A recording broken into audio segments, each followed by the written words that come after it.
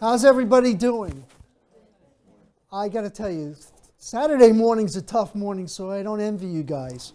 And giving a microphone, basically, to an attorney, this is the first rule, okay, is really a very dangerous and a real dangerous thing. In fact, it's almost like an oxymoron in some ways, because when you give a microphone to an attorney to have a short dissertation on how to develop a law practice, you're going to get a long statement. But what I've done is I've cut it down to 1 page, okay, for 2 hours. In any event, what I want to do is I want to give you some practical stories, some practical issues, some practical topics and tools to use if you're developing a law practice. Now, what I'd like to know is, I see most of you are pretty young, at least in reference to me. I'm one of the old guys. You already know when I graduated. How many people have just, graduated a year or two ago? Anybody graduated about 5 or 10 years ago? Okay, so I'm going to try to give you an idea or an indication of basically how to develop a practice itself.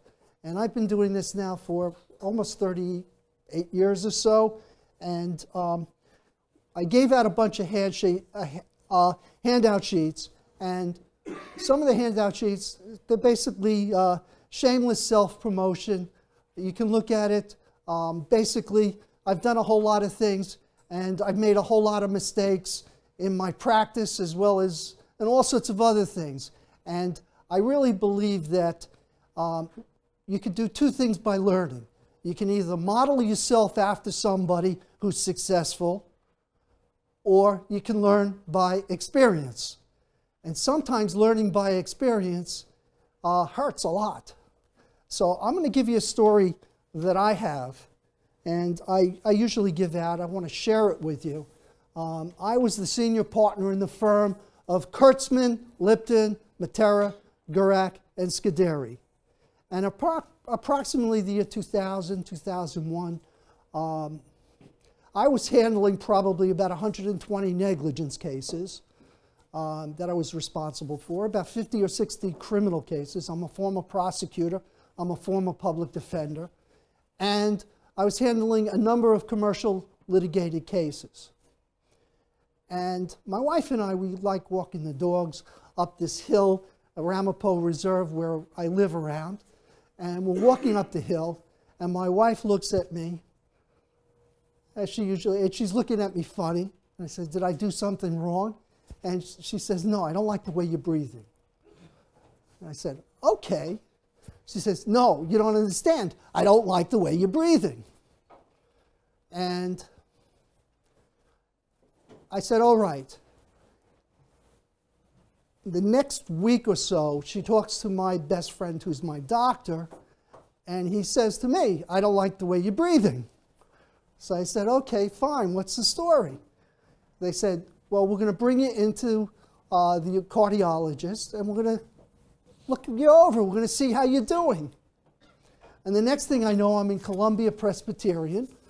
I'm facing a quadruple bypass at the age of about 47. And I'm saying, this is not really what I intended to do with my life. And I certainly don't want to be the richest person in the grave. I want to avoid that as much as possible. And you can understand that, right? And actually, it was kind of interesting in that the doctor basically rolls me in and he says, "Gary, you have any questions?" I say, "Yeah, I have one question." He says, "What is that, Gary?" I said, "Do you like me?" And he says, no, it doesn't matter. Even if I didn't like you. I said, "No, that's not what I want to hear.